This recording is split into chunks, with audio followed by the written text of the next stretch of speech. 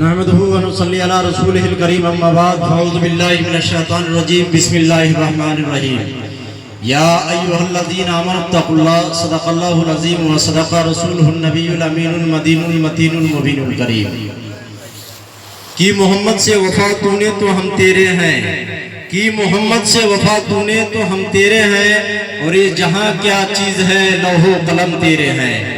সে আয়াতে কারিমা পাঠ করেছি মহান আল্লাহ পাক রব্বুল ইজ্জত পবিত্র গ্রন্থের মধ্যে ইরশাদ করেন এবং এলান এবং প্রচার দেন যে ইয়া আইয়ুহাল্লাযীনা আমানুত্তাকুল্লাহ, হে ঈমানদার ব্যক্তি তোমরা আল্লাহকে ভয় করো। আজকে এই জনাবে ভিটু সাহেব ইনার এই প্রোগ্রামের মাধ্যম দিয়ে প্রতিটা ঈমানদার ভাতৃবৃন্দদের নিকট আমি এই শব্দ যে শব্দ ইসলামের পৌঁছে দিতে চাই, যে দয়ার নবী জনাবে মুহাম্মদ সাল্লাল্লাহু আলাইহি ওয়াসাল্লাম প্রচার দিয়েছেন যে হে বিশ্ববাসীরা শুনো, এই হাদিস তিরমিজি শরীফ, যে তিরমিজি শরীফের লেখক হচ্ছেন আল্লামা আবু ঈসা তিরমিজি, এবং এই তিরমিজি শরীফ হচ্ছে সিহাহ-ই-সিত্তার মধ্যে থেকে একটি গ্রন্থ, যে গ্রন্থকে বিশেষ এবং মহাগ্রন্থ বলে আখ্যায়িত করা হয়েছে।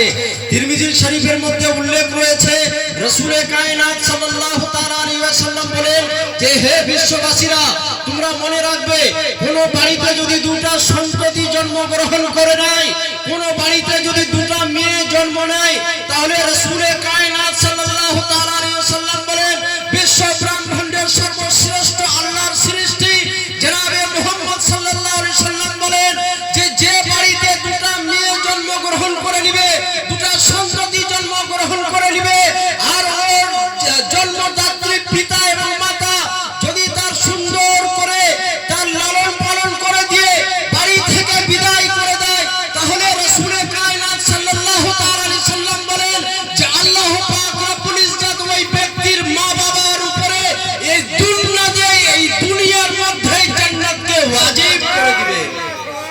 তো ব্রাদারানে মিল্লাত ইসলামিয়া হাদিস রয়েছে মেয়ে সম্পর্কে। এ সূত্রে আরেকটি ঘটনা যেটা হাদিসের মাধ্যমে এই হাদিসটা লিপিবদ্ধ করেন হযরতে সাহেবে মিশকাত অর্থাৎ মিশকাতুল মাসাবি এর লেখক খতিব সাহেবে মিশকাত উনি নোট করেন, এবং এই হাদিসটা তিরমিজি শরীফের মধ্যেও আছে।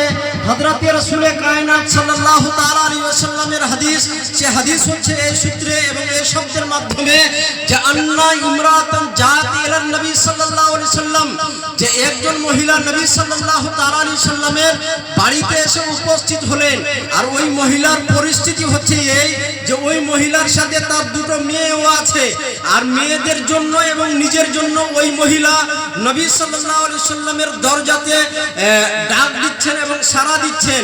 দরজাটাকে হিলানা দিলেন, আর হিলিয়ে দেওয়ার পর বলছেন যে আল্লাহর নামে কিছু দান করুন, আল্লাহর নামে কিছু খায়রাত করুন। ওয়া সুবহানাল্লাহ, ভিখারিকে নবীর সাহাবিয়া লেডিস সাহাবী, আর চাইতে গেছেন কার বাড়িতে? নবীর বাড়িতে চাইতে গেছেন। ওই মহিলা এবং লেডিস সাহাবী বলছেন যে আমি নবীর দরজাতে গিয়ে ডাক দিলাম, আর যেমনই ডাক দিলাম তো হযরতে আয়েশা নবীর স্ত্রী, গোটা বিশ্ব ব্রহ্মাণ্ডের মা হযরতে আয়েশা বেরিয়ে আসলেন আর বললেন যে বাড়িতে খাবার এই টাইমে যা উপস্থিত আছে সেটা হচ্ছে কেবলমাত্র এক পিস খেজুর। হযরতে আয়েশা বলছেন যে আমি খেজুরটা উঠালাম আর উঠিয়ে দিয়ে ওই মহিলাকে দিয়ে দিলাম। তারপরে আমি কি দেখছি যে ওই মহিলাকে আমি দেখলাম ফাখাজাতহা, ওই মহিলা ওই খেজুরটাকে নিয়ে নিলেন, আর নিয়ে নেওয়ার পর ফাকাসামাতহা বাইনা বিনতাইহা ইবনাতাইহা, এবং ওই খেজুরটাকে ওই মহিলা দুভাগ করে দিলেন, আর দুভাগ করে দেওয়ার পর এক ভাগ এক মেয়েকে আর আরেক ভাগ আরেক মেয়েকে দিয়ে দিচ্ছেন, আর ওই মহিলা নিজে কিছু খাচ্ছেন না। অতঃপর ওই মহিলা আবার উঠে দিয়ে দুই মেয়েকে নিয়ে নিজের বাড়ির দিকে রওনা হয়ে গেলেন।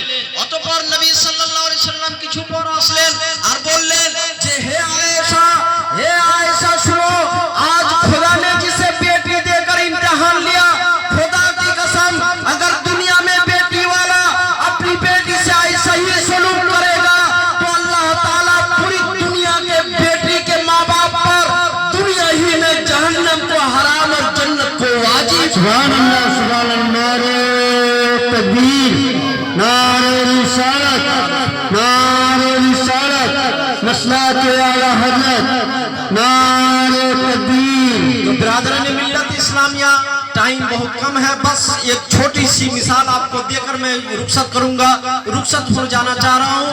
और वो ये कि हज का मौसम है, अभी हाजी लोग अपने अपने ঠিকানো সে यानी হজ্জে বাইতুল্লাহ আমরা দেখতে পাচ্ছি এই মুহূর্তটাতে যে হুজ্জাজে کرام যিনারা হজ করতে গেছেন, হজ থেকে বিদায় নিয়ে বাড়ি আসছেন, আমরা প্রতিটা মুহূর্তে আমরা দেখতে পেয়েছি ওই হাজী সাহেবদের সম্মুখীন যে কেউ আসছে আর হাজী সাহেবকে সালাম করছে, কেউ আরো কেউ কিছু করছে, কেউ গলা মিলাচ্ছে, মুসাফার সাথে মুআনাকাও হচ্ছে।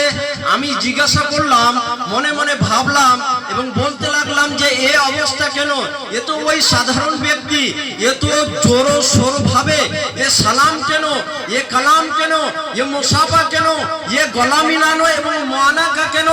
উত্তর আসছে যে হে শফির মিসবাহি, আজকে এই ব্যক্তি আমার মতো নয়। আবার আমি থমকে গেলাম। আবার এই মুহূর্তে যখন হাজীগণ ওদিক থেকে উপস্থিত চলে আসলেন, তাও আপনারাও দেখবেন যখনই কেউ হজ থেকে বিদায় নিয়ে আসে, হজ কমপ্লিট করে আসে, তো দেখবেন একের পর এক অন্যত্র ব্যক্তি এবং শত সহস্র ব্যক্তিকে দেখবেন ওই হাজী সাহেব ব্যক্তিকে সালাম দেয়, কালাম করে, কথাবার্তা বলে, মুসাফা করে, মুআনাকা করে, নানান সাইড দিয়ে সালাম কালামের লাইন জারি হয়ে থাকে। আমি প্রশ্ন যখন করলাম যেহেতু সালাম কালামের জোর কেন, একটা বাক্যেই উত্তর আসবে হাজী সাহেব আমাদের মতো নয়। আমি প্রশ্ন করি এত তাড়াতাড়ি এ সাধারণ ব্যক্তি আমাদের মতো নয় কেন? উত্তর আসবে একটাই, যিনি আল্লাহর ঘর কাবার দিদার করে এসেছেন। হে বিশ্ববাসীরা উত্তর দেন, যদি একজন সাধারণ ব্যক্তি আল্লাহর ঘর কাবার দিদার করে নেওয়ার পর আমাদের মতো নয়, তো যে বিশ্ব নবী স্বয়ং আল্লাহর দিদার করলেন ওই নবী আমাদের মতো কি করে? সুবহানাল্লাহ, সুবহানাল্লাহ।